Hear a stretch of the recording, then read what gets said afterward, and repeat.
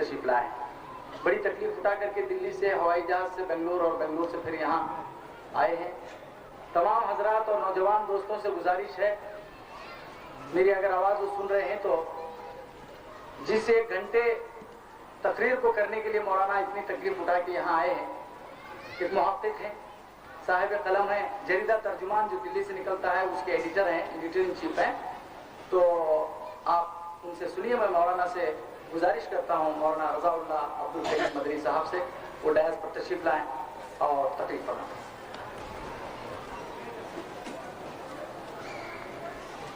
السلام علیکم. الحمد لله نحمده ونستعينه ونستغفره ونؤمن به ونتوكل عليه ونعوذ بالله من شرور أنفسنا ومن سيئات أعمالنا. من يهده الله فلا مضل له ومن يضلله فلا هادي له. أشهد أن لا إله إلا الله وأشهد أن محمدا عبده ورسوله. أما بعد فإن خير الحديث كتاب الله وخير الهدي هدي محمد صلى الله عليه وسلم وشر الأمور محدثاتها وكل محدثة بدعة وكل بدعة ضلالة وكل ضلالة في النار. أعوذ بالله السميع العليم من الشيطان الرجيم. بسم الله الرحمن الرحيم. ولقد بعثنا في كل أمة رسولا أن اعبدوا الله واجتنبوا الطاغوت. وقال النبي صلى الله عليه وسلم: وحق الله على العباد أن يعبدوه ولا يشركوا به شيئا. جناب صاحب، معزز علماء کرام، حاضرین مجلس اور میرے دینی و ملی بھائیوں،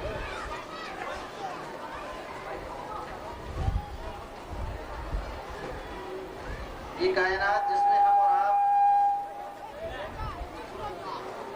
رہتے بستے ہیں،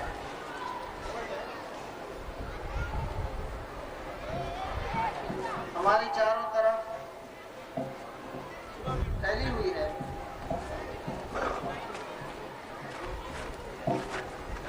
زمین، آسمان، چاند، سورج،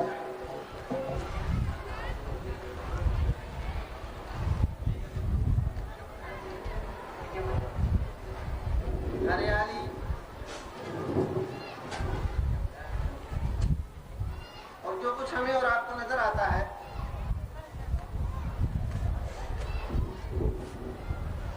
یہ سب اللہ رب العزت کا پیدا کیا ہوا ہے.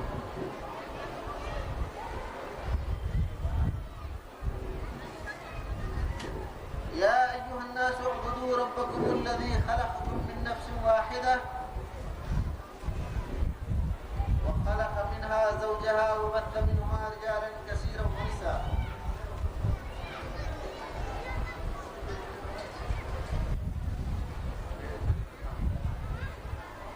یہ ساری کائنات کا پیدا کرنے والا ایک ہے، پالنہار ایک ہے، ہر ایک کی روٹی کا بندوبست کرنے والا بھی ایک ہی ہے، نفع اور نقصان ایک ہی کی مٹھی میں ہے. جو چاہتا ہے کرتا ہے، اور جو اس نے چاہا وہ کیا، جو چاہے گا کرے گا. اپنے ارادے اور مشیت میں نہ کبھی کسی کا وہ کسی بھی طرح سے مجبور تھا، نہ مدد لیتا تھا، نہ آج لیتا ہے اور نہ کبھی لے گا. انبیاء کرام علیہم الصلوۃ والتسلیم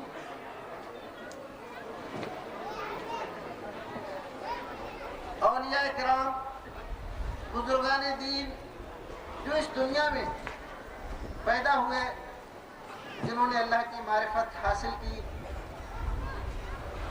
وہ سارے کے سارے اللہ رب العزت کے برگزیدہ اور اس کے محبوب تبھی بنے جب انہوں نے توحید کو سمجھا، اللہ کی معرفت حاصل کی، اس کے ساتھ کسی کو شریک نہیں ٹھہرایا، اور جب انہوں نے اللہ کی وحدانیت، خلاقیت، رزاقیت اور اسی کے نافع و ضار ہونے کی ساری دنیا میں تبلیغ کی، تو اللہ رب العزت نے ان کو یہ درجہ دیا کہ دنیا والوں کی محبت، دنیا والوں کے دلوں میں ان کی محبت ڈال دی۔ اس دنیا میں سب سے زیادہ محبوب، عزت والا، احترام والا اللہ رب العزت کے بعد اگر کوئی ہے تو ہر زمانے میں اس وقت کا نبی ہے۔ نبی سے زیادہ کوئی برگزیدہ نہیں ہوتا، کوئی محبوب نہیں ہوتا، کوئی پہنچا ہوا نہیں ہوتا، کوئی پاکیزہ نہیں ہوتا، یہاں تک کہ رسولوں کے سردار احمد مصطفیٰ رسول خدا صلی اللہ علیہ وسلم سب سے زیادہ برگزیدہ، پہنچے ہوئے، مصطفیٰ اور مصطفیٰ، اور یہ ساری فضیلتیں اسی لیے ان کو حاصل ہوئی ہیں کہ انہوں نے صرف ایک اللہ کی وحدانیت کا ڈنکا بجایا۔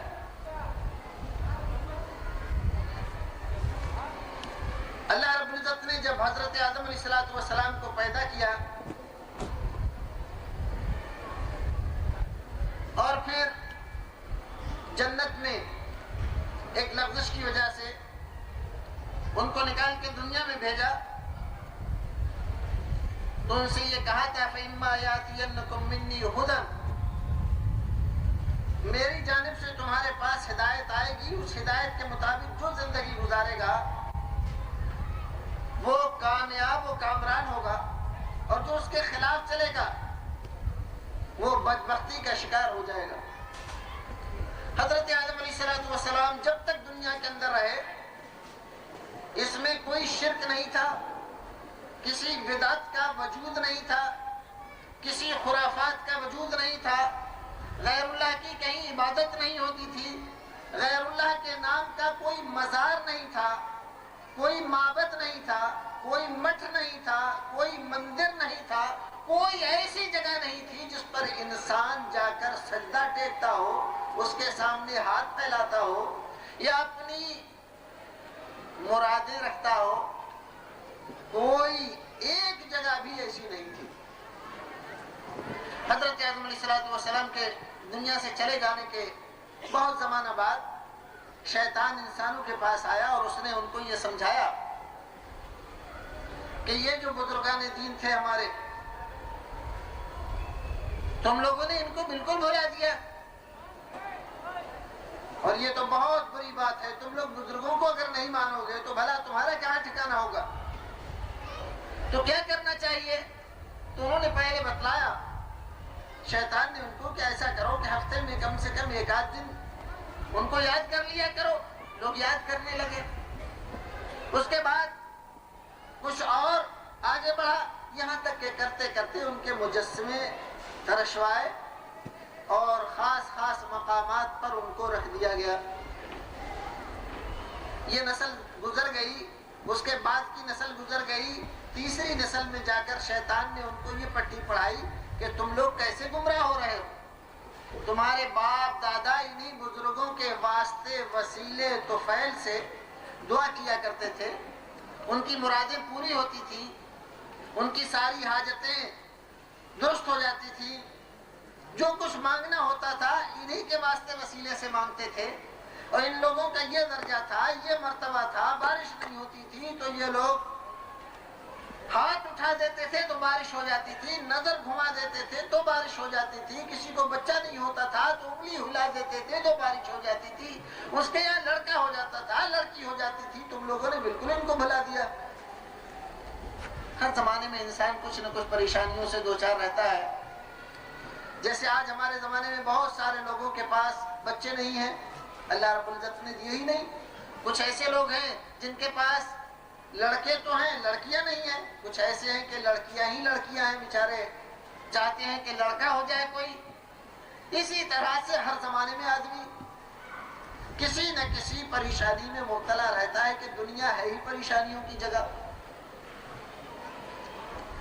غرض رفتہ رفتہ کچھ بزرگان دین کو انہوں نے اتنا زیادہ بڑھایا کہ ان کو حاجت روا مشکل کشا ماننے لگے، ان کی دہائی دینے لگے، ان کے جیکارے اور نعرے لگانے لگے، یہاں تک کہ جب شرک بہت بری طرح سے دنیا میں پھیل گیا تو اللہ رب العزت نے حضرت نوح علیہ السلام کو دنیا میں مبعوث فرمایا۔ حضرت نوح علیہ السلام پہلے نبی ہیں دنیا کے اندر جن کی قوم میں شرک کی ابتدا ہوئی تھی، اس سے پہلے شرک کوئی نہیں جانتا تھا، اللہ کے ساتھ کوئی کسی کو نہیں پکارتا تھا۔ حضرت نوح علیہ السلام جب تشریف لائے تو انہوں نے دیکھا کہ قوم اللہ کو چھوڑ کر بہت سارے لوگوں کو مان رہی ہے، حاجت روا مشکل کشا، بیٹا دینے والا، بیٹی دینے والا، روزی دینے والا، روٹی دینے والا۔ حضرت نوح علیہ السلام نے ان کو اللہ رب العزت کی طرف بلایا، دعوت دی اور کہا کہ صرف ایک اللہ کی عبادت کرو۔ قوم کے لوگ ناراض ہوئے، حضرت نوح علیہ السلام کو پاگل دیوانہ کہا گیا، طرح طرح کے ان کے نام رکھے گئے، بے دین و لا مذہب ان کو کہا گیا، گمراہ، جادوگر، بھٹکا ہوا، شیطان جس پر قبضہ کر لے باولا ہو جائے۔ اسی طرح سے حضرت نوح علیہ السلام کو باولا کہا گیا۔ روز نئے نئے نام، نئی نئی تہمتیں، نئے نئے الزام تراشے گئے، لیکن حضرت نوح علیہ السلام برابر تبلیغ کا کام کرتے رہے۔ حضرت نوح علیہ السلام نے جس طرح تبلیغ کا کام کیا، اسی طرح جتنے نبی آئے سارے نبیوں نے یہی کام کیا، سارے رسولوں نے یہی دعوت دی۔ اللہ رب العزت قرآن شریف کے اندر اس بات کو خوب اچھی طرح سے واضح کر کے بتلا رہا ہے کہ ہم نے جتنے نبی بھیجے دنیا کے اندر، جتنے رسول بھیجے، ان تمام کی دعوت، تمام کی تبلیغ اور تمام کی تعلیم صرف ایک ہی تھی، اور اسی کے لیے ہم نے ان کو بھیجا تھا، اور وہ کیا تھی؟ وَلَقَدْ بَعَثْنَا فِي كُلِّ أُمَّةٍ رَسُولًا أَنِ اعْبُدُوا اللَّهَ وَاجْتَنِبُوا الطَّاغُوتَ۔ جتنے نبی بھیجے، فی کل امت، ہر امت میں، ہر زمانے میں ایک ہی حکم دیا ان کو، ان اعبدوا اللہ، صرف اللہ کی عبادت کرو، واجتنبوا الطاغوت، اور طاغوت سے بچتے رہو۔ اب دو چیزیں ہمیں اور آپ کو بھی سمجھنی ہے، سارے انبیاء کرام اسی کے لیے آئے، اسی لیے بھیجے گئے، جتنی کتابیں آسمان سے نازل ہوئی تمام اسی عقیدہ توحید کی وضاحت کے لیے نازل، جتنے رسول آئے اسی عقیدہ توحید کو بیان کرنے کے لیے، جتنے نبی آئے عقیدہ توحید کو بیان کرنے کے لیے، کتابیں آئیں اسی کی وضاحت کرنے کے لیے۔ نبیوں کے بعد جو ان کے ماننے والے رہ گئے ان لوگوں نے بھی یہی کام کیا، لیکن جتنا زمانہ بڑھتا گیا نبی سے دور ہوتی گئی امت، اور پھر رفتہ رفتہ اسی ڈگر پر چل کر شیطان کی پیروی کرنے لگی۔ اللہ اور اس کی عبادت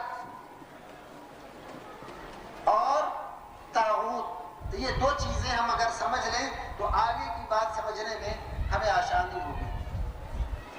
عبادت کس چیز کا نام ہے؟ عربی میں جب ہم دیکھتے ہیں تو علماء یوں لکھتے ہیں کہ العبادت غایت الخضوع والتذلل، انتہائی درجہ کی عاجزی اور انکساری کے ساتھ کسی کے ساتھ پیش آیا جائے، اس چیز کا نام عبادت ہے۔ اگر اللہ رب العزت کے سامنے ہم انتہائی عاجزی اور انکساری کے ساتھ کھڑے ہوتے ہیں، ہاتھ باندھ کر یا ہاتھ باندھے بغیر قیام کرتے ہیں یا جھکتے ہیں، رکوع میں جاتے ہیں عاجزی اور انکساری کے ساتھ، یا سجدہ کرتے ہیں عاجزی اور انکساری کے ساتھ، تو یہ اللہ رب العزت کی عبادت ہے۔ کوئی آدمی اس میں دعائیں پڑھے تب بھی یہ عبادت ہے، دعا نہ پڑھے تب بھی عبادت ہے۔ اسی طرح اگر کوئی آدمی اللہ رب العزت کے علاوہ کسی دوسرے کے لیے نہایت عاجزی اور انکساری کے ساتھ اپنے آپ کو ذلیل و حقیر سمجھتے ہوئے اور اس کو عظیم سمجھتے ہوئے ہاتھ باندھ کر اس کے سامنے کھڑا ہو، سر جھکا لے، نظریں نیچی کر لے، اس سے ڈرے، اس کے کرم کو طلب کرنا چاہے، اس کی نوازشات کا طلبگار ہو، اس کے خوف سے ڈر رہا ہو، تو یہ اس کی عبادت ہے۔ اگر جھکتا ہے اس کے سامنے تو یہ اس کی عبادت ہے، اور اگر وہ اس کے سامنے سجدہ کرتا ہے تو یہ اس کی عبادت ہے۔ جس کے لیے کر رہا ہے وہ زندہ ہے تو زندہ کی عبادت ہے، مردہ ہے تو مردہ کی عبادت ہے۔ اگر کسی آدمی کے نام پر، جن کے نام پر، فرشتے کے نام پر، کسی بزرگ کے نام پر کوئی جگہ متعین کر دی گئی ہے اور وہاں پر جا کر جھکتا ہے، سر ٹیکتا ہے، ہاتھ جوڑتا ہے، تو یہ اس کی عبادت ہے۔ اور اگر بزرگ کے علاوہ، انسان کے علاوہ، جن اور فرشتے کے علاوہ کسی درخت کے سامنے جھکتا ہے، حاضر ہوتا ہے، یہ درخت کی عبادت ہے۔ کسی دریا کے سامنے تو یہ دریا کی عبادت ہے۔ کسی پہاڑ کی پتھر کے سامنے تو پہاڑ اور پتھر کی عبادت ہے۔ اس کے عبادت ہونے میں کوئی فرق نہیں۔ اس چیز کا نام ہے عبادت۔ عبادت تین طرح کی ہوتی ہے۔ ہم نماز پڑھتے ہیں، نماز میں ہم دعا پڑھتے ہیں، تحیات للہ والصلوات والطیبات۔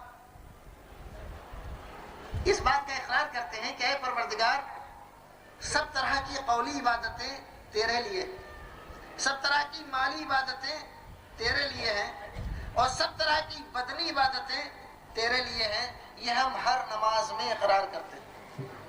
وہ نماز 4 رکعت کی ہو، 2 رکعت کی ہو، 1 رکعت کی ہو، اس میں کوئی فرق نہیں۔ ہر نماز میں اس بات کا اقرار کرتے ہیں۔ سب طرح کی عبادت اللہ کے لیے ہے۔ اب اگر کوئی آدمی زبان سے کسی کی حمد و ثنا کرتا ہے، جیسے اللہ کی حمد و ثنا کی جاتی ہے، تو حمد و ثنا اللہ کی اگر کی جائے تو اللہ کی عبادت، غیر اللہ کی جائے تو غیر اللہ کی عبادت۔ جیسے اللہ کے لیے مال قربان کیا جاتا ہے، قربانی دی جاتی ہے، اگر کوئی غیر اللہ کے لیے قربانی دے تو اگر یہ قربانی اللہ کی عبادت تھی تو غیر اللہ کے لیے جو قربانی دے رہا ہے تو یہ غیر اللہ کی عبادت کر رہا ہے۔ جیسے ہم عید الاضحیٰ پر بکرا ذبح کرتے ہیں اللہ رب العزت کی خوشنودی کے لیے، یہ اللہ کی عبادت ہے۔ ان صلاتی و نسکی و محیایا و مماتی للہ رب العالمین۔ میری نماز اور میری قربانی، میری بدنی عبادتیں اور میری مالی عبادتیں للہ رب العالمین، سب اللہ ہی کے لیے۔ تو اس مالی عبادت میں جب ہم نے اللہ کے لیے کی تو یہ اللہ کی عبادت ہوئی۔ یہی چیز ہم غیر اللہ کی خوشنودی کے لیے کریں، چاہے اس پر نام کسی کا بھی لیں، اس میں بسم اللہ نہیں، سارا قرآن اگر ہم پڑھ دیں پھر بھی یہ غیر اللہ کی عبادت ہوگی۔ جیسے اللہ کی خوشنودی کے لیے ہم نے کیا تو وہ جانور قربان کرنا اللہ کی عبادت۔ ایسے ہی کسی مزار پر، درگاہ پر، آستانے پر، کسی اور جگہ پر، کسی مڑی پر، کسی مندر پر، کسی مٹ پر ہم نے کوئی بھی جانور چھوٹے سے چھوٹا، بڑے سے بڑا اگر قربان کیا تو یہ اس کی عبادت ہے۔ اور کی عبادت ہونے میں کوئی بھی شک و شبہ نہیں۔ اسی طرح سے مالی عبادتیں، یہ قربانی ہم خانہ کعبہ پر غلاف چڑھاتے ہیں۔ یہ غلاف کا چڑھانا رسول اکرم صلی اللہ علیہ وسلم کے زمانے میں اور ان سے پہلے خانہ کعبہ کی تعظیم اللہ رب العزت کی خوشنودی کے لیے چلا رہا۔ یہی کام اگر ہم کسی دوسرے در پر، اللہ کے در کو چھوڑ کر، خانہ کعبہ کو چھوڑ کر کسی مزار پر، کسی آستانے پر، کسی درگاہ پر کرتے ہیں تو ہم نے جو درجہ خانہ کعبہ کا تھا اس کو دے دیا، وہاں اللہ کی خوشنودی کے لیے کیا، یہاں پیر و دستگیر کی خوشنودی کے لیے کیا۔ وہ اگر اللہ کی عبادت تھی تو یہ غیر اللہ کی عبادت ہے۔ اب ایک چیز رہ گئی طاغوت۔ طاغوت کیا ہے؟ طاغوت کی بہت ساری تفسیریں کی گئی ہیں، اس میں ایک تفسیر سن لیجئے کہ کل ما یعبد من دون اللہ، اللہ کے علاوہ جس کی بھی عبادت کی جائے وہ طاغوت ہے۔ اللہ کے راستے کو جو روکے وہ طاغوت ہے۔ اور مسلمان کو یہ حکم دیا گیا ہے وَاجْتَنِبُوا الطَّاغُوتَ، طاغوت سے بچتے رہو۔ جو طاغوت سے نہ بچے، نماز 5 وقت کی نہیں 50 وقت کی پڑھے، روزے 1 مہینے کے نہیں 12 مہینے کے رکھے، زکوٰۃ سال میں 1 بار نہیں ہر مہینے ادا کرے، مسلمان نہیں ہو سکتا۔ مسلمان ہونے کے لیے طاغوت کا انکار لازم اور ضروری ہے، اور جب تک طاغوت کا انکار نہیں کرے گا اسلام اس کو حاصل نہیں ہو سکتا۔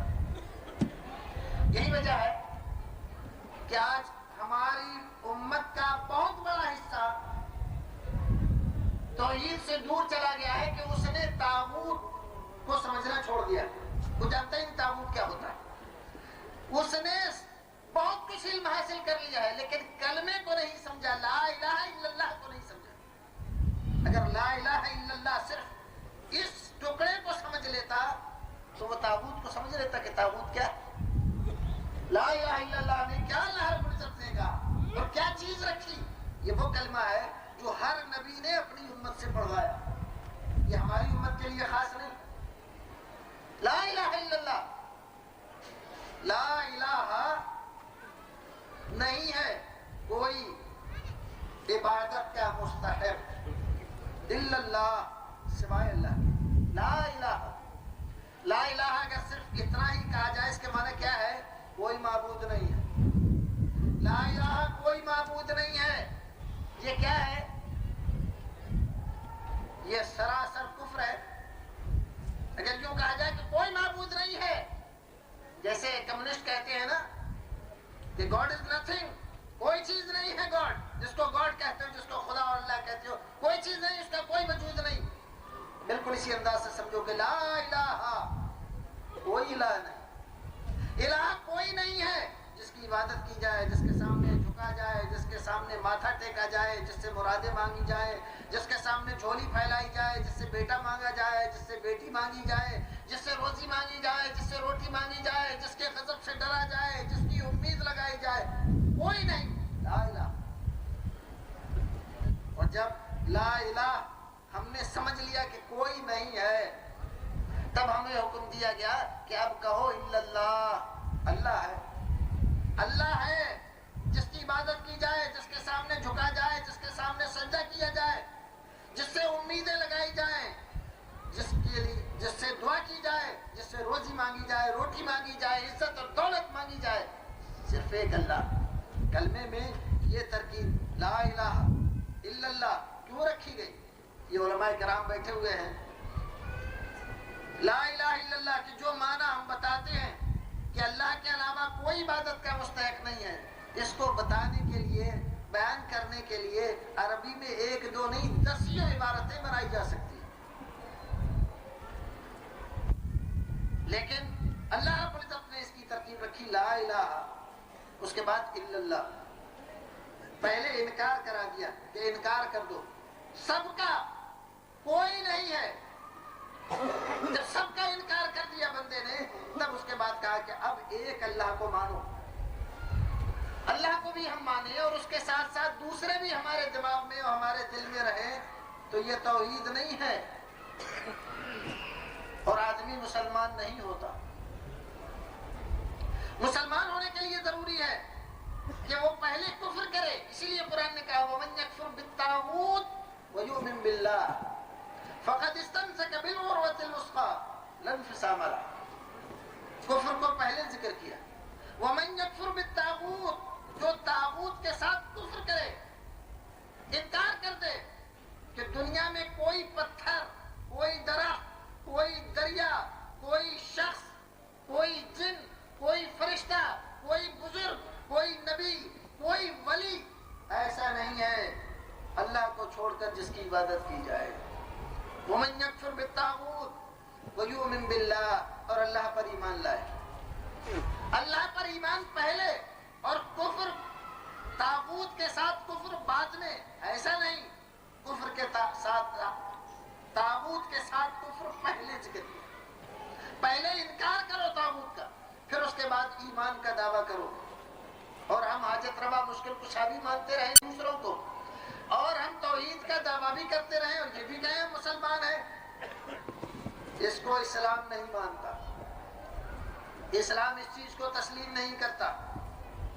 اسی لیے دیکھو کہا قل یا ایھا الکافرون لا اعبد ما تعبدون ولا انتم عابدون ما اعبد۔ کیسی عجیب بات، اے کافرو آپ کہہ دیجئے، اعلان کر دیجئے قل یا ایھا الکافرون، اے کافرو لا اعبد ما تعبدون، میں ہرگز اس کی عبادت نہیں کر سکتا جس کی تم کرتے ہو۔ بالکل صحیح ہے، کوئی مسلمان غیر اللہ کی عبادت نہیں کر سکتا، لیکن پھر اس کے بعد وَلَا أَنْتُمْ عَابِدُونَ مَا أَعْبُدُ، اور تم بھی اس کی عبادت نہیں کر سکتے جس کی میں عبادت کرتا ہوں۔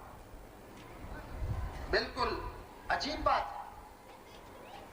سارے دعویٰ کرتے تھے مشرکین مکہ جب قرآن نازل ہوا کہ ہم اللہ کی عبادت کرتے ہیں۔ بہت سارے لوگ آج ہمارے زمانے میں یہ سمجھتے ہیں کہ مکے کے جو لوگ تھے وہ اس لیے ان کو کافر اور مشرک کہا گیا کہ وہ رسول اکرم کو نہیں مانتے تھے، حالانکہ ایسی بات نہیں،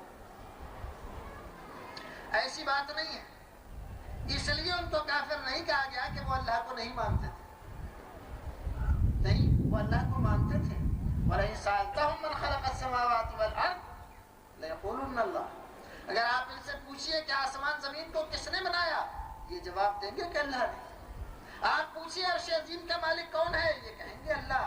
آپ ان سے پوچھئے کھلاتا پلاتا کون ہے، یہ کہیں گے اللہ۔ ہر ایک سوال کے جواب میں اللہ ہی نکلے گا۔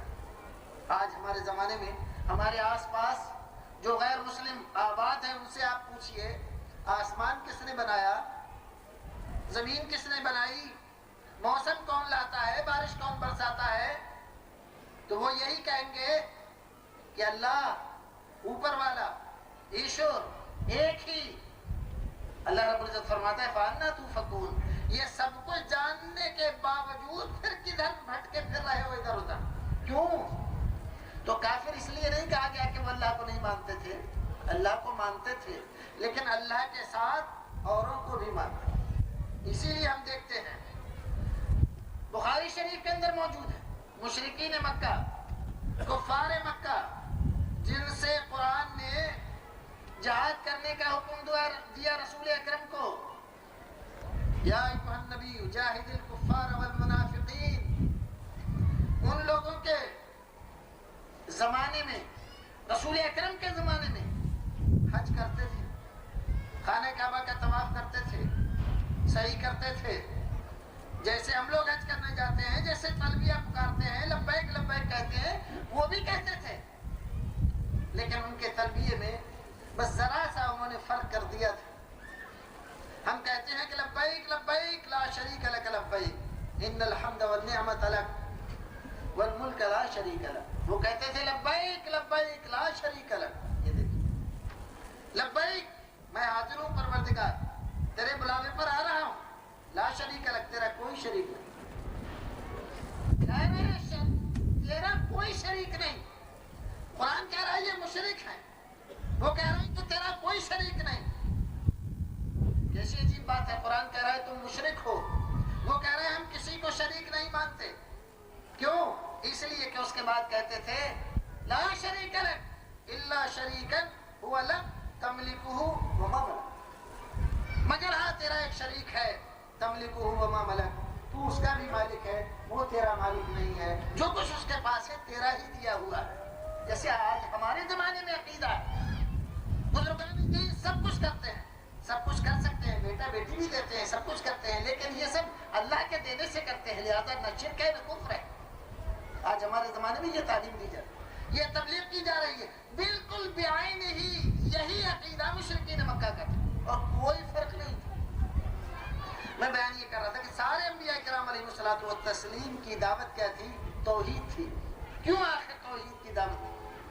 آج ہمارے زمانے میں بھی جب ہم توحید کی بات کرتے ہیں تو لوگ کہتے ہیں کہ یہ لوگ اختلاف کی بات کرتے ہیں، یہ لوگ ہمیشہ انتشار کی بات کرتے ہیں، ایسے مسائل کو نہیں ذکر کرتے، نہیں چھیڑتے جس میں امت میں سب کا اتفاق ہو.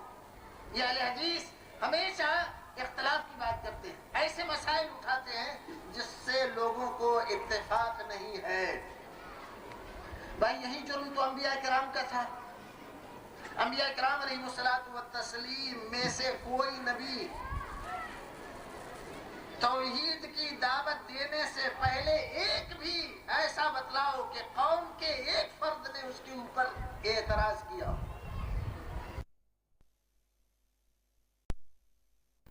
فرد بھی کسی نے ان کو گالی دی ہو، کسی نے ان کا نام رکھا ہو. وقد كنت مرجوا فينا، بڑی امیدیں تھیں آپ سے ہم کو. ہم تو سمجھتے تھے کہ یہ جوان ہو کر بڑا ہو کر قوم کی بڑی خدمت کرے گا، لیکن یہ کیسی باتیں کر رہا ہے، باپ دادا کے خلاف بات کر رہا ہے. یہ انبیاء کرام کے تعلق سے ان کی قوموں کا حال.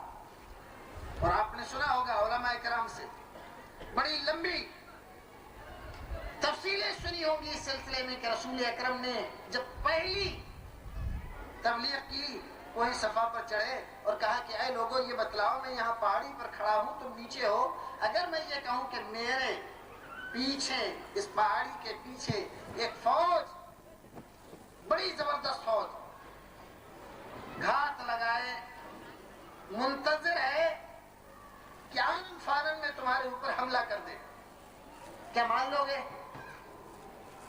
تو سب نے کہا کہ ہاں بالکل مان لیں گے. کیوں مان لو گے بھائی؟ کہنے لگے اس لیے ما جربنا علیک الکذب، آج تک کبھی آپ کو جھوٹ بولتے نہیں دیکھا. 40 سال ہو گئے، 40 سال میں قوم کے کسی ایک فرد نے یہ نہیں بتلایا کہ محمد صلی اللہ علیہ وسلم نے کبھی کسی آدمی کے ساتھ کوئی جھوٹ بولا. آج کیسے مان لیں کہ آپ جھوٹ بول رہے ہیں؟ نہیں مانیں گے. حالانکہ وہاں اس بات کا انکار کرنے کے بہت سے اسباب تھے. کہہ سکتے تھے کہ بھی یہ کوئی بات عقل میں آنے کی ہے، اتنی بڑی فوج آ جائے، صحرا کا علاقہ ہے، فوج آئے گی تو کیا دھول نہیں اڑے گی؟ فوج آئے گی تو اس کی کوئی علامت اور نشانی نہیں ہوگی، کہاں سے فوج آ جائے گی اچانک؟ کوئی عقل میں آنے کی بات نہیں ہے، قیاس کے خلاف یہ بات ہے. یہ بات ایسے نہیں مانی جائے گی جب تک دیکھیں گے نہیں. لیکن انہوں نے کہا کہ نہیں، بات خلاف قیاس ہے، بات عقل کے خلاف ہے، بات ایسی ہے جو ماننے کے لائق نہیں ہے. ہماری کسی سے لڑائی بھی نہیں ہے کہ کوئی فوج کہیں سے آ گئی ہمارے اوپر حملہ کریں گے، لیکن مان لیں گے صرف اس لیے کہ آج تک کبھی 40 سال کی مدت میں آپ کو جھوٹ بولتے ہوئے نہیں دیکھا. یہ بات ہمیں مجبور کرتی ہے کہ آپ کی یہ بات بھی مان لیں، اگرچہ ہماری عقل میں نہیں آتی. دیکھ رہے ہو رسول اکرم صلی اللہ علیہ وسلم کی جو حیثیت قوم کے سامنے تھی، اس کا اندازہ اس سے ہی لگاؤ کہ اہل سیر نے لکھا ہے کہ ایک آدمی مکے میں اپنا سامان تجارت لے کر گیا، بیچا، بڑا گڑبڑ کر رہا ہے. سب لوگوں نے دام دے دیے لیکن ایک آدمی نے دام نہیں دیے. ابو الحکم نے دام نہیں دیے، اس نے کئی بار مطالبہ کیا لیکن اس نے ہر بار ٹال دیا. اس نے مکے کے بہت بڑے بڑے لوگوں کے پاس جا کر کہا کہ فلاں کی طرف میرے اتنے اتنے پیسے ہیں، آپ ان سے میرے پیسے دلوا دیجئے. کسی آدمی کو جرأت نہیں ہوئی کہ ابو جہل کے پاس جا کر یہ کہہ دے کہ اس آدمی کے پیسے دے دو. پھر لوگوں نے بتلایا کہ ایک آدمی ہے مکے میں، اگر تم اس کے پاس چلے جاؤ اور وہ تمہارے ساتھ جانے کے لیے تیار ہو جائے تو ابو جہل کی ہمت نہیں ہے کہ پیسے نہ دے. کون آدمی ہے؟ تو بتلایا کہ ایک آدمی ہے بنو ہاشم میں محمد نام کے. وہ آدمی تلاش کرتا ہوا پہنچ گیا آپ کی خدمت میں. رسول اکرم نے اس کی بات سنی، جبکہ رسول اکرم سے بڑی عداوت تھی ابو جہل کو، اور آپ بھی جانتے تھے کہ یہ میرا بہت زبردست دشمن نہیں بلکہ جانی دشمن، میرا ہی نہیں میرے مشن کا، میری دعوت کا، میری تبلیغ کا، ہر ایک چیز کا دشمن ہے. لیکن اس کے ساتھ جانے کے لیے تیار ہو گئے. دوپہر کا وقت، اپنے گھر میں آرام کر رہا ہے. ایسے وقت میں رسول اکرم نے جا کر اس کے دروازے کی کنڈی کھٹکھٹائی. لونڈی نکل کر آئی، پوچھا کیا بات ہے؟ کہا کہ جاؤ اپنی آقا سے کہو کہ محمد دروازے پر کھڑے. بڑا حیران ہوا.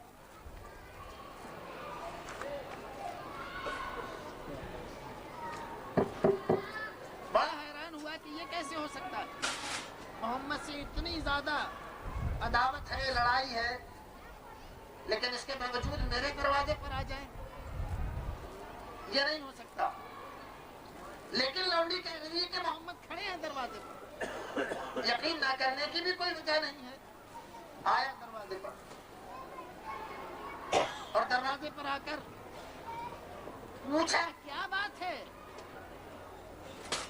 اس دوپہر کے وقت میں، گرمی کے زمانے میں آپ کو میرے دروازے پر کون سی چیز لے کر آئی؟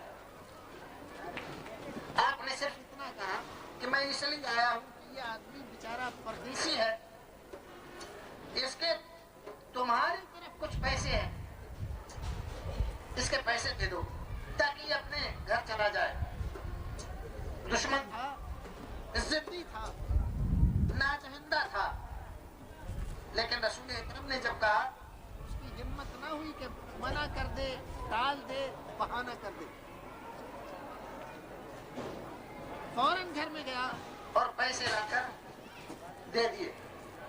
یہ چیز کیا بتاتی ہے ہم کو؟ یہ بتلاتی ہے کہ رسول اکرم صلی اللہ علیہ وسلم کی عزت، احترام، شخصیت قوم کے سامنے مسلم تھی، اور اس میں ذرہ برابر بھی انہیں شک و شبہ نہیں تھا.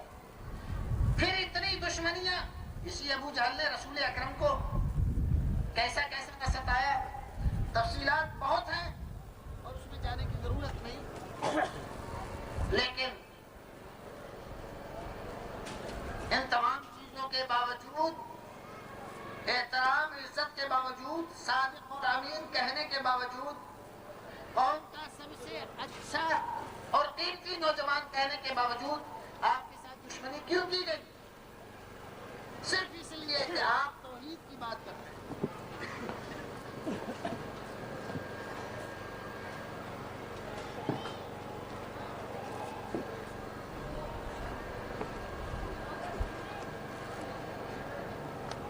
کہ جتنے بھی انبیاء کرام اس دنیا کے اندر تشریف لائے، ساری قوم ان کی عزت کرتی تھی، احترام کرتی تھی، لیکن کب تک؟ جب تک انہوں نے توحید کی دعوت نہیں دی تھی. اور توحید کی دعوت دینے کے بعد قوم ان کی دشمن ہو گئی.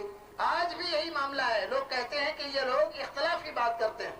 کیوں؟ اس لیے کہ ہم وہ دعوت دیتے ہیں جو انبیاء کرام کی دعوت تھی، اور وہ دعوت ایسی ہے کہ جس زمانے میں دی گئی. دعوت کے مخالفین نے ہمیشہ وہی کردار اپنایا جو سارے نبیوں کی قوموں نے اپنے نبیوں کے ساتھ اپنایا تھا.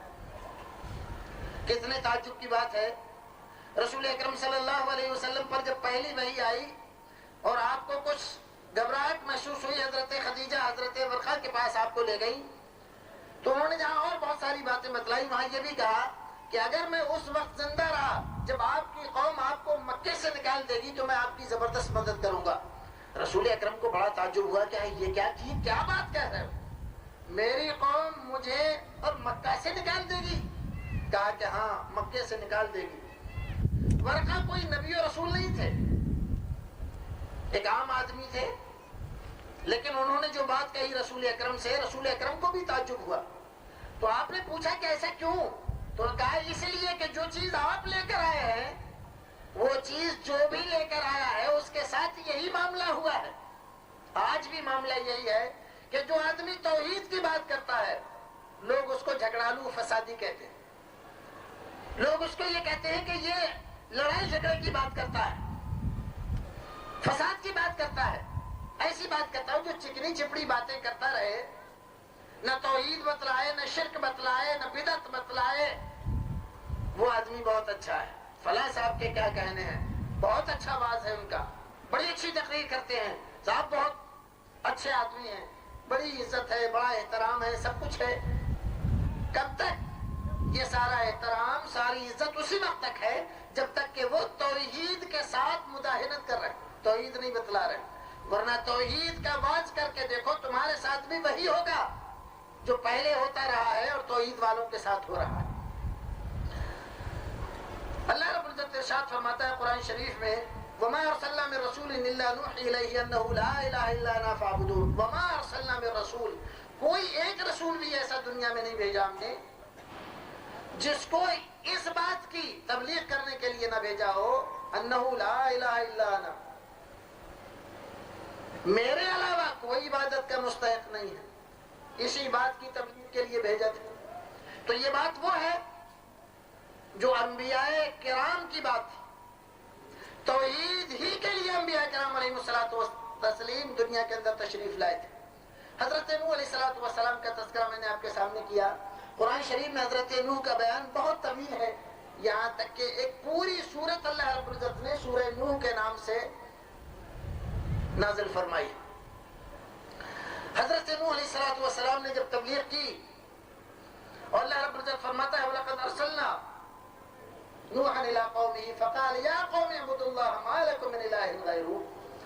حضرت نوح کو نبی بنا کر بھیجا ہم نے, انہوں نے اپنی قوم سے کہا یا قوم اعبدوا اللَّهَ مَا لَكُم مِّنْ إِلَٰهٍ غَيْرُهُ, اے میری قوم کے لوگوں صرف اللہ کی عبادت کرو, اس کے علاوہ تمہارا کوئی معبود نہیں ہے. قوم ناراض ہو گئی, ان کے خلاف سازشیں ہونے لگی. حضرت نوح علیہ الصلوۃ والسلام نے ایک دو دن تبلیغ نہیں کی, ایک دو ہفتے نہیں, ایک دو مہینے نہیں, ایک دو سال نہیں, 950 سال تک تبلیغ کی. کس نے؟ حضرت نوح علیہ الصلوۃ والسلام. کتنے؟ 950 سال. کس بات کی تبلیغ کی؟ توحید کی. آج کیا دیتے ہیں لوگ,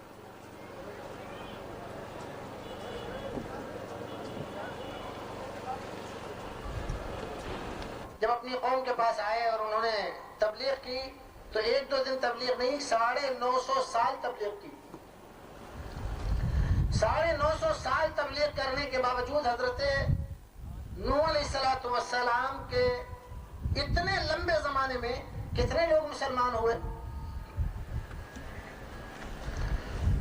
جب آپ نے طوفان آیا, دعا کی اور کشتی میں سوار کیا تو صرف مسلمانوں کو کشتی میں سوار کیا تھا, کشتی میں بہت جگہ باقی رہ گئی تھی, چند لوگ.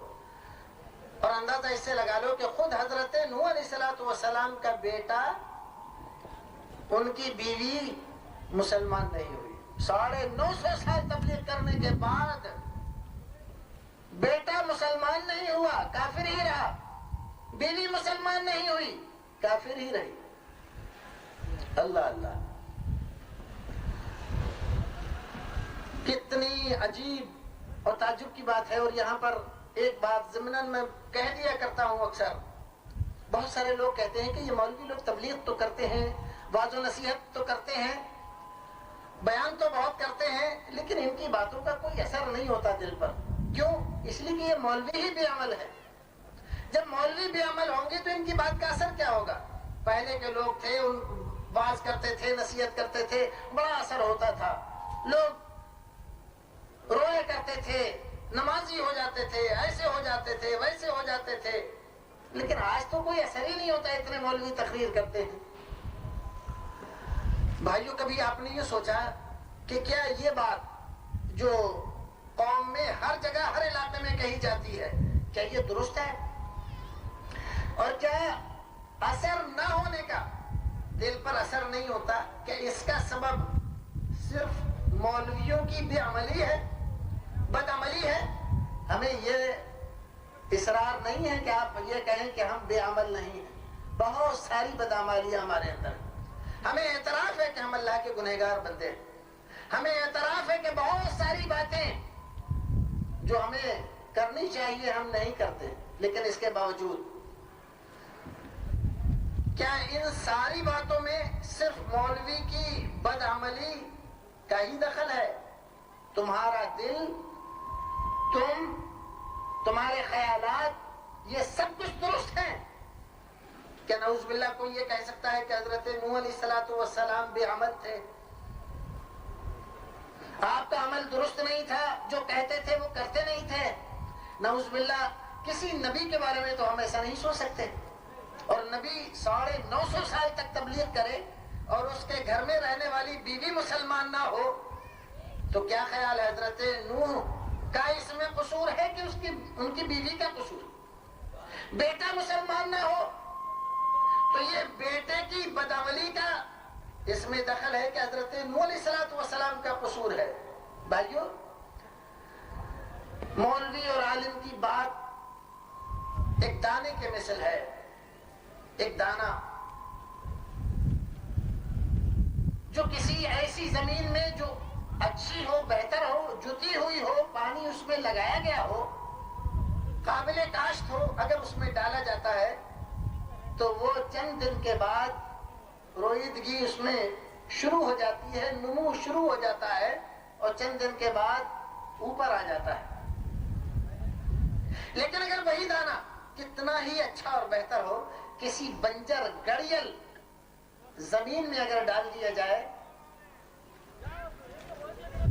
اور پھر وہ پودا نہ اگے اس میں، تو آپ یہ کہیں کہ یہ دانہ خراب ہے. دانہ اس لیے پودا اس میں نہیں ہوگا، اس لیے کہ یہ دانہ خراب تھا. تو کیا دانے کا قصور ہے؟ زمین کا کوئی قصور نہیں ہے. آپ اپنے دلوں کی حالت کا اندازہ کرو. کیا تمہارے دل اس لائق ہیں کہ اللہ اور اس کے رسول کی بات، عالم کی کہی ہوئی بات جو قرآن اور حدیث کے حوالے سے کہہ رہا ہے، آپ کے دل میں اثر کر سکے؟ کہیں ایسا تو نہیں. ثم قست قلوبهم، پھر ان کے دل سخت ہو گئے. وَإِنَّ مِنَ الْحِجَارَةِ لَمَا يَتَفَجَّرُ مِنْهُ الْأَنْهَارُ، دل پتھر جیسے ہو گئے. پتھروں میں سے بھی کبھی کبھی پانی پھوٹ نکلتا ہے، لیکن ان کے دل تو اس سے بھی زیادہ سخت ہو گئے ہیں. یہاں تو کوئی چیز نکلتی ہی نہیں، اس میں کوئی اثر ہوتا ہی نہیں. پتھر پہ آپ کتنا ہی پانی ڈالیں، کتنا ہی اچھا دانا ڈالیں، وہاں کچھ اگتا نہیں. کیوں؟ اس لیے کہ دانے کو جڑ نکالنے کے بعد کچھ غذا چاہیے، لیکن وہاں پر اتنا سخت ہے وہ کہ دانے سے جو چھوٹی چھوٹی جڑیں نکلی ہیں وہ اس کے اندر پیوست نہیں ہوتی کہ وہ خوراک لے سکے. تو اپنی حالت پر بھی غور کر لیا کرو. علماء پر، مولویوں پر، واعظوں پر تنقید کرنے سے پہلے، اور یہ سوچ لیا کرو کہیں ایسا نہ ہو کہ ہمارے دل ہی ناکارہ ہو گئے ہوں بیکار، کہ کسی بات کا اثر نہیں ہوتا ہے. بہرحال حضرت نوح علیہ السلام اتنے زمانے تک تبلیغ کی. آپ کی لڑائی کن لوگوں سے تھی؟ قوم کے لوگوں سے. کس بات کی تھی؟ 950 سال تبلیغ کس بات کی؟ توحید کی. آج جو کہا جاتا ہے کہ اتنا زمانہ ہو گیا آپ لوگ وہی توحید توحید گائے چلے جا رہے ہیں. اس توحید سے ہو کیا رہا ہے؟ مسلمانوں کی یہ حالت، اور ان کی مالی حالت خراب، اقتصادی حالت خراب، سیاسی حالات خراب. فلاں ملک میں یہ ہو رہا ہے، فلاں ملک میں یہ ہو رہا ہے. تمام دنیا کے ملکوں کے جائزے لے کر لوگ بیٹھتے ہیں. مسلمانوں میں اس لیے خرابی ہو رہی ہے، ترقی اس لیے نہیں ہو رہی، عزت اس لیے نہیں مل رہی کہ یہ چیز نہیں ہے، علم نہیں ہے. چلو علم ایک سبب ہو گیا، نہ عزت نہ ملنے کا. اتحاد نہیں ہے، چلو یہ بھی مان لیا. اور یہ نہیں ہے، وہ نہیں ہے، ساری چیزیں ہیں. لیکن یاد رکھو، عزت اللہ رب العزت کی یہاں سے جو ملتی ہے، تو قرآن نے کہا الا ان العزت للہ جمیعا، ساری عزتیں اللہ کے پاس ہیں. انما العزت للہ ولرسولہ وللمؤمنین، عزت اللہ کے لیے ہے، اس کے رسول کے لیے اور مومنوں کے لیے. اور مومن وہی ہوتا ہے جو توحید میں پکا ہو. اور جس کی توحید ہی نہ ہو، آپ یہ سمجھیں کہ وہ مومن ہوگا، وہ کچھ بھی ہو سکتا ہے لیکن مومن نہیں ہو سکتا۔ مومن بننے کے لیے توحید میں پکا ہونا ضروری ہے، اور توحید ہے نہیں، آپ جتنے بھی اسباب بتلا رہے ہوں، جن بنیادوں پر لوگوں کو جمع کر کے عزت کی طرف لے جانے کی باتیں کرتے ہیں کہ ایسا کر لیا جائے تو عزت مل جائے گی، ایسا کر لیا جائے تو قوم کی حالت سدھر جائے گی، یقین رکھیے آپ 1 سال نہیں 1000 سال ایسے ہی کرتے رہیں، اگر قوم کو آپ نے موحد نہ بنایا، نہ بننے دیا، عزت نہیں ملنے والی۔ انتم الاعلون ان کنتم مؤمنین۔ ایمان کے ساتھ عزت کو، ترقی کو اللہ رب العزت نے جوڑ دیا ہے، اور ایمان اشہد ان لا الہ الا اللہ یہ بنیاد ہے ایمان کی، اور جب اشہد ان لا الہ الا اللہ ہی صحیح نہیں ہے ہمارا، تو ہم سمجھیں کہ ہماری حالت سدھر جائے گی، بدل جائے گی، کبھی نہیں ہو سکتا۔ یہ محض دھوکہ ہے، فریب ہے جو لوگ پھیلا رہے ہیں، کر رہے ہیں۔ انبیاء کرام کی دعوت میں ہم دیتے ہیں، حضرت نوح علیہ السلام کی سنی آپ نے؟ قوم کے لوگوں نے کہا لا تذرن ودا ولا سواعا ولا یغوث ویعوق ونسرا، لیکن حضرت نوح علیہ السلام توحید کی بات کہتے رہے، اور قوم بزرگان دین کو لے کر ان کا مقابلہ کرتی رہی۔ بعض لوگ کہہ دیتے ہیں کہ یہ لوگ ود، سوا، یغوث، یعوق اور نصر یہ کوئی بزرگان دین تھوڑے تھے، اور ہم لوگ جو مانتے ہیں وہ بزرگان دین کو مانتے ہیں، چادر چڑھاتے ہیں، نظر و نیاز کرتے ہیں، میلاد کرتے ہیں، میلے لگاتے ہیں، 12ویں 11ویں کرتے ہیں، یہ سب بزرگان دین کے لیے کرتے ہیں۔ ارے یہ بزرگان دین اللہ تو نہیں ہے، مان لیا ہم نے، لیکن اللہ سے جدا بھی نہیں ہے، خدا نہیں، خدا سے جدا بھی نہیں ہے۔ ان لوگوں کا بھی یہی کہنا تھا، وہ کہتے تھے کہ دیکھو خبردار ان کو بزرگان دین کو مت چھوڑ دینا، حالانکہ حضرت نوح علیہ السلام بزرگان دین کو چھوڑنے کی بات نہیں کرتے تھے، اللہ کو ماننے کی بات کرتے تھے، لیکن چونکہ اللہ کو ماننے سے بزرگان دین کو اس طرح چھوڑنا لازم آتا تھا جس طرح کے اسلام بننا چاہتا۔ اسلام کا مطلب، توحید کا مطلب یہ نہیں ہے کہ بزرگان دین کو ہم برا بھلا کہیں، بزرگان دین کو گالی دیں، لیکن جو مشرک ہیں، شرک میں ملوث ہیں، ان کے توحید کی بات کہنے کا مطلب ہے بزرگان دین کو گالی دینا۔ کوئی توحید کی بات کہے گا تو کہیں بزرگان دین کو گالی دیتے ہیں۔ یہی انبیاء کرام کے ساتھ کیا آگیا، یہ سب آلہتنا، یہ تو ہمارے معبودوں کو برا بھلا کہتا ہے، گالی گلوچ دیتا ہے، لیکن کسی نبی نے، سارا قرآن چھان جائیے، تمام حدیثیں دیکھ جائیے، کسی نبی نے بھی کسی بھی بزرگ کو جس کو پوجا جا رہا تھا برا بھلا نہیں کہا۔ قرآن نے تو منع کیا کہ ان کے معبودوں کو برا بھلا مت کہو، کیوں؟ اس لیے کہ یہ جواب میں اللہ رب العزت کو برا بھلا کہیں گے، تم ان کے معبودوں کو گالی دو گے، یہ تمہارے معبودوں کو گالی دیں گے، تو قرآن تو منع کر رہا ہے۔ لیکن اس کے باوجود ہم مشرکوں کو دیکھتے ہیں کہ انبیاء کرام پر یہ الزام لگاتے ہیں کہ یہ بزرگان دین کو برا بھلا کہتے ہیں، گالی دیتے ہیں۔ آج بھی یہی حال ہے، جب ہم توحید کی بات کرتے ہیں تو ایک طبقہ کہتا ہے کہ بزرگان دین کو نہیں مانتا، ہم کہتے ہیں کہ ہم بزرگان دین کو ماننے کی کیا بات، ہم تو جو بزرگ نہیں ہیں ان کو بھی مانتے، سب کو مانتے، کس نے کہا ہم نہیں مانتے؟ ہم تو غیر مسلموں کے جو بڑے بڑے بزرگ گزرے ہیں ہم تو ان کو بھی مانتے ہیں۔ اب کوئی کل سے ہنگامہ کر دے کہ لوگ یہاں یہ اپنے بزرگوں کو تو مانتے نہیں، غیر مسلموں کے بزرگوں کو مانتے ہیں، تو سمجھ لو اس کو ماننے کا مطلب کیا ہے۔ یہ ایسا ایک عجیب لفظ ہے، ایسے دھوکے کا لفظ ہے کہ کوئی بھی آدمی بہکا دیتا ہے لوگوں کو، کہہ دو کہ صاحب ہم بزرگوں کو نہیں مانتے، بزرگوں کو نہیں مانتے، یہ تو بالکل گمراہ ہوگا، اور کہہ دو کہ ہم بزرگوں کو مانتے ہیں تو کہہ دیجیے صاحب یہ تو بزرگوں کو مانتے ہیں، اللہ کو نہیں مانتے۔ عجیب معاملہ ہے، کیا مطلب ہے ماننے کا؟ ہم تو شیطان کو بھی مانتے ہیں، یا آپ لوگ نہیں مانتے شیطان؟ شیطان کو مانتے ہیں، لیکن کیا مانتے ہیں؟ شیطان مانتے ہیں، اور کیا مانتے ہیں؟ شیطان کو شیطان مانتے ہیں، بزرگوں کو کیا مانتے ہیں؟ بزرگ مانتے ہیں، اور کیا مانیں گے؟ اللہ کو کیا مانتے ہیں؟ کہ اللہ مانتے ہیں۔ رسول کیا مانتے ہیں؟ رسول مانتے ہیں۔ لیکن ہمارے بھائی لوگ جو ہے طرح گڑبڑ کرتے ہیں، یہ کرتے ہیں کہ جو بزرگان دین ہے نا ان کو اللہ منواتے ہیں، تو ہم کہتے ہیں ہم اللہ نہیں مانیں گے، تو کہتے ہیں لوگ بزرگان دین کو نہیں مان رہے۔ بس اتنی سی بات ہے، اور کوئی بھی جھگڑا نہیں، کوئی لڑائی نہیں، کوئی آدمی بزرگان دین کو نہ مانے یہ ہو ہی نہیں سکتا۔ بزرگان دین کو مانتا ہے، لیکن وہ اپنے اعتبار سے مانتا ہے۔ کیا ماننا چاہیے؟ اور یہ کیا منوانا چاہتے ہیں؟ دیکھو شیعہ لوگ ہیں، شیعہ لوگوں کو شروع سے یہ الزام ہے ان کا اہل سنت کے اوپر کہ یہ حضرت علی کو نہیں مانتے، اہل بیت کو نہیں مانتے۔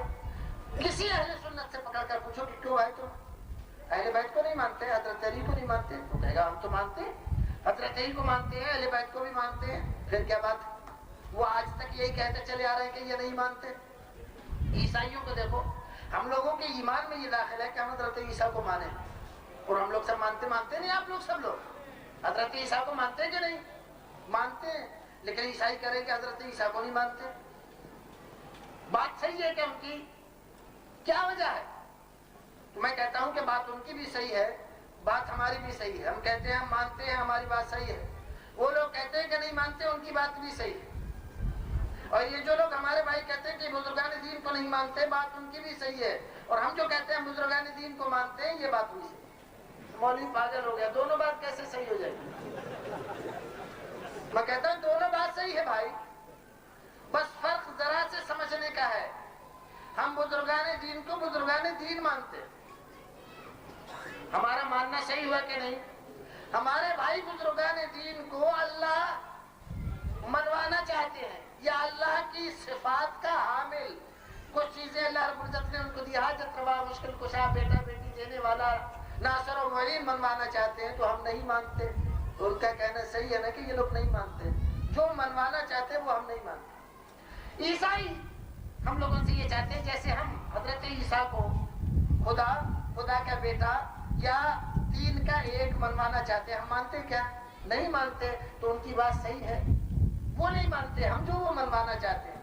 اور ہم جو مانتے ہیں کہ وہ اللہ کے بیٹے نہیں، بندے تھے اور اس کے رسول تھے، ہم مانتے ہیں، مانتے ہیں ہم بھی، اور مانتے ہیں وہ بھی۔ لیکن وہ جو الزام ہمارے اوپر لگا رہے ہیں، غلط لگا رہے ہیں، ناسمجھی سے، ہم مانتے ہیں، اس کے باوجود کہتے ہیں نہیں مانتے۔ کیوں؟ اس لیے کہ وہ نہیں مانتے جو وہ منوانا چاہتے ہیں۔ آج معاملہ ایسا ہی ہے۔ حضرت نوح علیہ السلام بھی ان بزرگان دین کی توہین نہیں کرتے تھے، یہ نہیں کہتے تھے ان کو مت مانو، قرآن میں کہیں تذکرہ ہے، لیکن قوم کی طرف سے یہی ہے، قوم کی طرف سے باز ہو رہا ہے، قوم کا سردار کہہ رہا ہے وَلَا تَذَرُنَّ وَدًّا وَلَا سُوَاعًا وَلَا يَغُوثَ وَيَعُوقَ وَنَسْرًا۔ کچھ لوگوں نے اپنے قرآن کے حاشیے میں لکھ دیا کہ یہ لوگ یہ بتگر تھے، کافر نہ کہ اولیاء، یعنی یہ لوگ، یہ پانچ جن کا یہاں ذکر کیا گیا، یہ بتگر تھے، بت بنانے والے اور کافر، اولیاء نہیں تھے۔ تو یہ تو ان کے قرآن کے حاشیے میں لکھا ہوا ہے سورہ نوح کے، لیکن بخاری شریف میں اللہ کے رسول کے ایک صحابی فرماتے ہیں کہ کانوا رجالا صالحین من قوم نوح۔ صحابہ کرام کا عقیدہ کیا تھا ان لوگوں کے بارے میں کہ وہ قوم نوح کے بزرگ ترین اولیاء لوگ تھے۔ تو یہ تو صحابہ کرام کا عقیدہ ہے۔ آج ہمارے زمانے میں جو بزرگان دین کو منوانے کا ڈنڈورا پیٹتے ہیں، وہ کیا لکھ دیتے ہیں؟ ان کو جن کو صحابہ کرام بزرگ اور اولیاء مانے، ان کو کہتے ہیں کہ وہ بتگر تھے، کافر۔ یہ فرق ہے۔ اولیاء کرام کو بتگر اور کافر بتلائیں اور دوسروں پر الزام لگا کہ اولیاء کرام کو نہ مانے۔ اب کیا کیا جائے؟ زمانہ ہی کچھ ایسا آ گیا ہے۔ بہرحال بات یہ کہ حضرت نوح علیہ السلام کی جو مخالفت ہو رہی تھی، کس لیے؟ کہ باپ دادا کی انا وجدنا آباءنا کذالک یفعلون، ہم نے تو باپ دادا کو اس جگہ پر پایا، اس راستے پر پایا، اس سے آپ الگ نہیں ہو سکتے۔ ہم دیکھتے ہیں کہ حضرت یوسف علیہ السلام جیل میں ڈال دیے گئے، وَدَخَلَ مَعَهُ السِّجْنَ فَتَيَانِ، قرآن ذکر کرتا ہے کہ دو نوجوان حضرت یوسف کے ساتھ جیل میں ڈالے گئے تھے۔ ایک دن دونوں آئے، کہنے لگے کہ اے روشن چہرے والے، ہم نے خواب دیکھا ہے، ذرا اس کی تعبیر بتا دیجئے۔ کیا خواب دیکھا ہے؟ ایک نے کہا کہ میں نے یہ خواب دیکھا ہے کہ میں انی عاصر خمرا، میں شراب توڑ رہا ہوں۔ دوسرے نے کہا کہ میں نے یہ خواب دیکھا ہے کہ یحمل فوق راسی خبزا، کہ میں اپنے سر پر روٹیوں کی ڈلیا، چنگیری اٹھائے ہوئے اور اس میں سے پرندے کھا رہے ہیں۔ نبئنا بتاویلہ، اس کی تعبیر ہمیں بتا دیجئے۔ انہوں نے کہا کہ میں بتلاؤں گا تعبیر تم کو، تعبیر اس کی بتلا دوں گا تم کو، لیکن ذرا کھانا کھا لو تم لوگ، اس کے بعد بتلاؤں گا۔ موقع مناسب دیکھا اور آپ نے پھر پوچھا۔ دیکھو تبلیغ، لوگ کہتے ہیں کہ ایسے وقت میں کیا کرنا چاہیے، کیسے وقت میں کیا کرنا چاہیے۔ انبیاء کرام علیہم الصلوۃ والتسلیم نے اپنے ہر وقت میں، زندگی کے ہر دور میں، ہر محفل اور ہر مناسب موقع پر اللہ کی وحدانیت کی تبلیغ کی۔ حضرت یوسف علیہ السلام نے ان کو خطاب کر کے پوچھا، ذرا مجھے بتلاؤ تو ارباب متفرقون خیر ام اللہ الواحد القہار، ذرا یہ تو بتلاؤ، چھوٹے چھوٹے بہت سے خدا ہم مان لیں، رب مانے، یہ زیادہ بہتر ہے کہ ایک زبردست قوت والا رب مانے، یہ زیادہ بہتر ہے۔ کون ہے؟ حضرت یوسف علیہ السلام کہاں ہیں؟ جیل میں۔ ان کے پاس دو نوجوان مسلمان نہیں ہیں، غیر مسلم ہیں، مسئلہ پوچھنے آ رہے ہیں، خواب کی تعبیر پوچھنے آ رہے ہیں۔ ایسے وقت میں بھی توحید کی تبلیغ نہیں چھوڑی۔ اللہ اللہ، انبیاء کرام علیہ الصلوۃ والتسلیم کا سارا مشن، ساری زندگی توحید کی تبلیغ میں گزری، اور یہی مشن رسول اکرم صلی اللہ علیہ وسلم کا تھا۔ اس لیے جب آپ قوم کے سامنے آئے، سب سے پہلے تو آپ نے یہی تبلیغ کی، قولوا لا الہ الا اللہ تفلحوا، اے قوم کے لوگوں لا الہ الا اللہ کہو، کامیابی یہی سے ملے گی، اسی سے کامیابی ملے گی۔ اور آپ نے فرمایا تملک العرب والعجم، عرب و عجم کے مالک تم اسی نسخے سے ہوگے، توحید سے۔ آج چاہتے ہو کہ ہندوستان میں تمہاری کوئی شان ہو جائے، تمہاری کوئی وقت ہو جائے، کچھ چیز تمہیں مل جائے اور توحید کے پاس نہ پھٹکو، نہیں ہو سکتا۔ توحید کے بغیر تمہیں کچھ نہیں مل سکتا، اور توحید کو تم اپنا لو تو ہندوستان کی کیا بات کرتے ہو، ہندوستان کی کیا بات کرتے ہو، عرب و عجم کے تم مالک بن سکتے ہو، لیکن کب؟ جب توحید والے ہو جاؤ۔ لیکن مسلمانوں نے سب چیز لے رکھی ہے، ہر چیز جانتے ہیں سوائے توحید، توحید نہیں جانتے، ہر ایک بات سن لیتے ہیں سوائے توحید کا۔ وَإِذَا، قرآن شریف میں اللہ رب العزت نے کتنی پیاری بات کہی ہے کہ جب اللہ رب العزت کا ذکر ان کے سامنے کیا جاتا ہے، اشمئزت قلوبہم، ان کے دل بھیجنے لگتے ہیں۔ توحید کی بات ہوتی ہے، ان کو کوئی مزہ نہیں آتا، اور جب غیر اللہ کا ذکر ہوتا ہے، وَإِذَا ذُكِرَ مَن دُونَهُ إِذَا هُمْ يَسْتَبْشِرُونَ، بہت خوش ہوتے، نعرے لگاتے۔ توحید کے بیان پر کبھی کسی نے نعرہ لگایا؟ کہیں دیکھا؟ لیکن اولیاء کرام کے جھوٹے سچے واقعات، مبشرات، خواب، حکایتیں، لطیفے، کہانیوں پر سارا مجمع گھومتا ہے ناروں سے، گھومتا ہے کہ نہیں؟ قرآن بالکل صحیح ہے، اور قرآن نے بالکل صحیح بات کی ہے، اور کتنی پیاری بات ہے قرآن کی۔ وہ کہتا ہے وَإِذَا غَشِيَهُم مَّوْجٌ كَالظُّلَلِ دَعُوا اللَّهَ مُخْلِصِينَ لَهُ الدِّينَ۔ ان مشرکین مکہ کا، جن کو قرآن کافر اور مشرک کہہ رہا ہے، ان کا حال بتلا رہا ہے۔ وَإِذَا غَشِيَهُم مَّوْجٌ كَالظُّلَلِ دَعُوا اللَّهَ مُخْلِصِينَ لَهُ الدِّينَ۔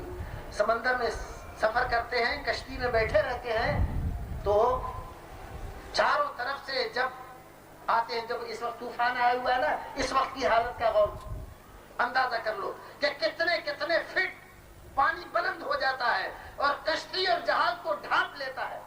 ایسی حالت ہوتی ہے، غشیہم موج، موجیں آ کر ان کو ڈھانپنے لگتی ہیں۔ دعوا اللہ مخلصین لہ الدین، تو یہ مشرک، یہ کافر بھی سب کو چھوڑ کر صرف ایک اللہ کو، صرف ایک اللہ کو پکارتے، مخلصین لہ الدین، سب کو بھول جاتے ہیں۔ فلما نجاہم الی البر اذا ہم یشرکون، اور جب ہم نجات دے دیتے ہیں طوفانوں سے اور ساحل پر پہنچ جاتے ہیں، اذا ہم یشرکون، وہاں جا کے پھر سے نعرے لگانے لگتے ہیں اپنے معبودوں کے، دستگیروں کے، حاجت رواؤں کے، مشکل کشاؤں کے، گنج شکروں کے، سب کے نعرے لگانے لگتے، اور ایسے موقع پر بھول جاتے ہیں۔ یہ حال مشرکوں کا تھا۔ اللہ اللہ، کیسا زمانہ آ گیا، ہم کیسے زمانے میں زندہ ہیں۔ ان کو قرآن مشرک اور کافر کہہ رہا، ان کی حالت یہ بتلا رہا کہ مشکل کے وقت میں صرف اللہ کو یاد کرتے ہیں۔ آج ہمارے زمانے کا مسلمان مشکل میں اللہ کو چھوڑ کر دوسروں کو یاد کر رہا ہے۔ قرآن دیکھو کشتی کا ذکر وہاں کر رہا ہے، یہاں ہمارے زمانے کا مسلمان کہہ رہا ہے کہ بغیر دابے بلا افتاد کشتی، بگرداب بلا افتاد کشتی، مدد کن یا معین الدین چشتی، مدد کن یا معین الدین چشتی۔ کافروں مشرکوں نے اللہ کو پکارا جب کشتی بھور میں پھنسی۔ یہاں اس کی کشتی بھور میں پھنسی ہوئی ہے تو یہ اللہ کو نہیں معین الدین چشتی کو پکارا۔ کتنا ہٹ گیا مسلمان، پھر بھی اپنے آپ کو مسلمان کہہ رہا ہے۔ کس زبان سے، کس منہ سے، کس منہ سے اپنے آپ کو مسلمان کہہ رہا ہے؟ اقبال نے تبھی کہا کہ چگویم بن چگویم من مسلمانہ بلردم کہ دانا مشکلات لا الہ لا الہ الا اللہ کہنے کے بعد جو ذمہ داریاں آتی ہیں، جو تمام سے رشتہ کاٹنا پڑتا ہے، وہ میں جانتا ہوں، اس لیے جب لا الہ الا اللہ کہتا ہوں تو لرز اٹھتا ہوں۔ آج زبان سے ایک بار نہیں سینکڑوں بار لا الہ الا اللہ کہتا ہے، لیکن اللہ رب العزت کا جاہ و جلال، اس کی عظمت، قدرت، ایک چیز بھی اس کے دل پر ذرہ برابر اثر نہیں کرتی۔ شادی ہو گئی، 1 سال گزر گیا، بیٹا نہیں ہوا، بیٹی نہیں ہوئی، بچہ نہیں ہوا، درگاہوں پہ، مزاروں پہ، مٹھوں پہ ادھر ادھر مارا پھر رہا ہے۔ انبیاء کرام علیہ الصلوۃ والتسلیم کو نہیں دیکھتا۔ حضرت ابراہیم علیہ الصلوۃ والسلام 80 سال کے ہو گئے، نہ بیٹا ہوا نہ بیٹی، اور اللہ رب العزت سے مانگ رہے ہیں رب هب لي من الصالحین۔ حضرت زکریا مدتیں ہو گئی مانگتے مانگتے، رب لا تذرنی فردا وانت خیر الوارثین، کچھ نہیں ہو رہا ہے، رب سے مانگ رہے ہیں۔ تم انہی نبیوں کی سنت پر، انہی نبیوں کے ماننے والے ہو جن کو 80 سال ہو گئی اور کوئی بچہ نہیں ہوا، کسی غیر کے دروازے پر نہیں گئے۔ تمہیں 1 سال ہوا بچہ نہیں ہوا، 2 سال ہوئے بچہ نہیں ہوا، تو مارے پھر رہے ہو، کوئی اور دے دے گا؟ قرآن میں اللہ رب العزت کتنے واضح طور سے فرما رہا ہے، واضح طور سے فرما رہا ہے کہ دیتا ہوں بیٹا میں، بیٹی میں، بیٹا اور بیٹی میں، ہر ایک چیز دیتا ہوں، اور جس کو چاہتا ہوں بانج کر دیتا ہوں۔ وَيَجْعَلُ مَن يَشَاءُ عَقِيمًا يَهَبُ لِمَن يَشَاءُ إِنَاثًا وَيَهَبُ لِمَن يَشَاءُ الذُّكُورَ أَوْ يُزَوِّجُهُمْ ذُكْرَانًا وَإِنَاثًا وَيَجْعَلُ مَن يَشَاءُ عَقِيمًا۔ جس کو چاہتا ہوں بیٹا دیتا ہوں، جس کو چاہتا ہوں بیٹی دیتا ہوں، جس کو چاہتا ہوں بیٹا اور بیٹی دونوں دیتا ہوں، جس کو چاہتا ہوں بانج بنا دیتا ہوں۔ ساری دنیا کوشش کرے، ایک چوہے کا بچہ اس کے گھر نہیں ہو سکتا۔ کون دے دے گا جس کو اللہ نہ دے گا؟ مارا پھر رہا ہے، اور پھر بھی کہتا ہے کہ میں مسلمان ہوں۔ پھر اللہ سے شکوہ کرتا ہے کہ پروردگار ساری قومیں خوشحال ہیں، میں بدحال کیوں؟ سارے لوگ مالدار ہیں، میں پھٹے حال کیوں ہوں؟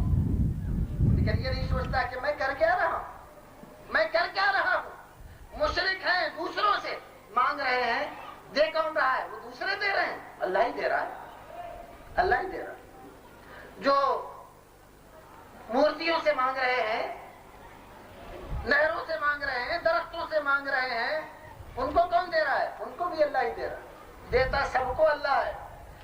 اس نے تمہیں بھی دینے کا وعدہ کیا ہے، جس سے چاہو اس سے مانگو۔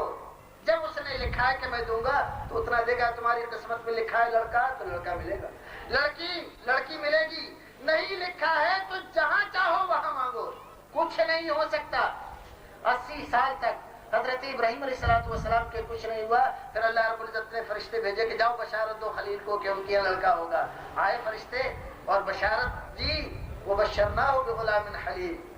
تو ان کی بیوی کو ہنسی آ گئی کہ کیسی باتیں کر رہے ہیں، ارے اب ہم بوڑھے پھوسٹ ہو گئے تو اب سوکھی ہوئی ٹہنیوں میں کہیں گلاب لگیں گے، کیسی باتیں کر رہے ہیں؟ فرشتوں نے کہا کیا ہے؟ اتعجبینا من امر اللہ، اللہ کے معاملے میں تمہیں تعجب ہو رہا ہے؟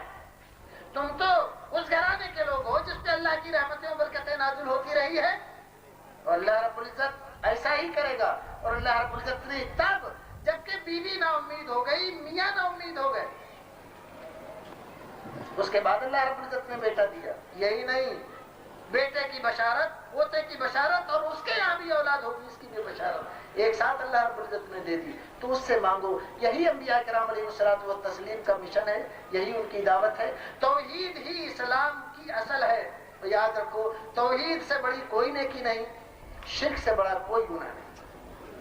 قتل کرنا، چوری کرنا، زنا کرنا، بدکاری کرنا، معاملہ خلافی کرنا، یہ ساری چیزیں گناہ ہیں، بڑے بڑے گناہ ہیں، لیکن شرک سے بڑا کوئی گناہ نہیں، شرک جس کو اللہ رب العزت کبھی معاف نہیں کرے گا۔ اگر بغیر توبہ کے مر گیا، ان اللہ لا یغفر ان یشرک بہ ویغفر ما دون ذلک لمن یشاء، کچھ بھی بڑے سے بڑا گناہ کر دے اللہ رب العزت معاف کر دے گا اگر چاہے تو، لیکن بغیر توبہ کے مر گیا مشرک ہے، معاف نہیں کرے گا۔ کوئی ساری دنیا سفارش کرے گا، اللہ رب العزت معاف نہیں کرے گا۔ کس کی سفارش قبول ہو سکتی ہے اور کس کے بارے میں؟ جب اللہ رب العزت حضرت ابراہیم علیہ السلام کی جو خلیل ہے، اللہ خلیل اللہ، وہ درجہ اور مرتبہ جو اللہ رب العزت نے کسی کو نہیں دیا۔ نبی اکرم صلی اللہ علیہ وسلم و حضرت ابراہیم دو ہی اس مرتبے پر فائز ہیں۔ ان کے باپ کو بھی قیامت کے دن اللہ رب العزت جہنم میں جھونکوائے گا۔ حضرت ابراہیم کہیں گے کہ پروردگار تو نے کہا تھا کہ میں قیامت کے دن تمہیں رسوا ہونے سے بچا لوں گا، آج ساری مخلوق اکٹھی ہے اور ان ساری مخلوق کے سامنے میری رسوائی ہو رہی ہے، تو پروردگار کہے گا کہ ذرا اپنے پیر کی طرف دیکھو۔ جب دیکھیں گے تو ان کے باپ کی شکل اللہ رب العزت بجو کی بدلوا دے گا اور پکڑ کر پیر اور جہنم میں پھینک دیا جائے گا۔ کس پر پھولے ہوئے ہو کہ فلاں سفارش کر دیں گے، فلاں کے واسطے وسیلے سے ہماری نجات ہو جائے گی۔ شرک اگر تم نے کیا ہے تو کوئی نبی، ولی، پیر، پیغمبر، بزرگ تمہاری کوئی سفارش نہیں کر سکتا۔ سفارش توحید والوں کی ہوگی، شفاعت توحید والوں کے حق میں ہوگی۔ اگر توحید تمہاری درست ہے، اعمال میں کچھ کمی ہے تو سفارش کی ضرورت ہوگی۔ اور شرک پر مر گئے، شرک کرتے رہے دنیا میں، تو پیر، پیغمبر، نبی، ولی سارے اس دنیا میں بھی تمہارے اوپر لعنت بھیجتے ہیں، آخرت میں بھی لعنت بھیجیں گے رسول اکرم رحمت اللہ علیہ۔ لیکن دیکھو، لعن اللہ من ذبح لغیر اللہ، رسول اکرم نے لعنت کی ہے اس آدمی پر جو اللہ کے علاوہ دوسرے کی رضامندی کے لیے جو ذبح کرے، بکرا، بکری، مرغا، مرغی، کوئی چیز بھی۔ یہ تو بہت چھوٹی چیز ہے۔ ایک حدیث میں یہاں تک ذکر کیا رسول اکرم نے کہ پہلی امتوں میں، حدیث لمبی ہے، ایک آدمی صرف ایک مکھی کی وجہ سے، اس نے مکھی مار کر ایک بت پہ چڑھا دی تھی، اللہ رب العزت نے اس کو جہنم میں جھونک دیا۔ تم کیا سوچ رہے ہو؟ تم کیا سوچ رہے ہو کہ معمولی بات ہے، اس میں کوئی حرج نہیں ہے؟ ایک مکھی چڑھا دینا بھی جہنم میں جانے کا سبب ہو سکتا ہے۔ مکھی چڑھانے کی بھی روادار مت ہونا۔ رشتہ داریوں، ناطے داریوں، بھائی بہنوں اور بھائی بندوں، ان تمام کے چکر میں شرک و بدعت کی چیزیں کھانے پینے سے پرہیز نہیں کرتے، رشتہ ٹوٹ جائے گا، ناراضگی ہو جائے گی۔ ایسے لوگوں سے ساری زندگی ناراضگی ہو جائے وہ بہتر ہے۔ ایک دن انہیں خوش کرنا، اللہ کو نہ خوش کرنا، تمہاری تباہی کا باعث ہو سکتا ہے۔ پروردگار ہمیں اور آپ کو نیک عمل کرنے کی توفیق عطا فرمائے، جب تک دنیا میں رکھے ایمان و سلامتی کے ساتھ رکھے۔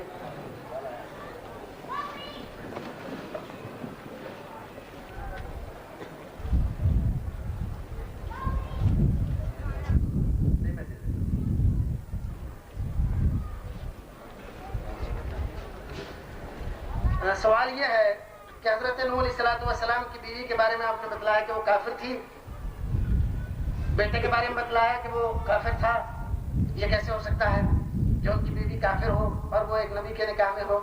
تو شاید ہمارے بھائی نے جس نے یہ سوال لکھا ہے اس نے قرآن پڑھا نہیں۔ قرآن پڑھتا تو ایک بیوی کا نہیں اور بھی بیویوں کا اس کو پتہ چلتا کہ اور بیویاں بھی تھیں جو نبیوں کے نکاح میں تھیں اور کافر تھیں۔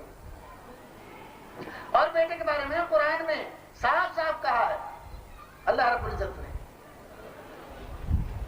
حضرت نوح علیہ السلام نے دیکھا بیٹے کو، کہا کہ